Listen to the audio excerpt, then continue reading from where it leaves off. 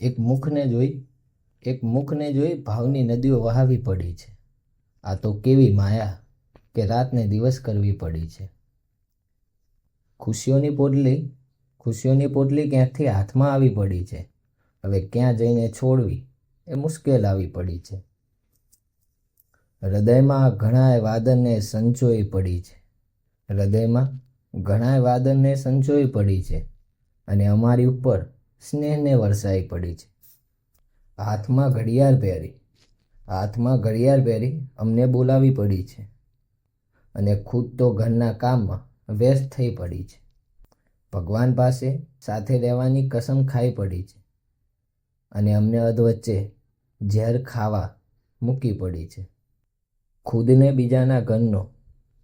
બીજાના ઘરનો ચમકતો ચાંદ કરી પડી છે અને અમને રાત્રિના અંધકારમાં મૂકી પડી છે.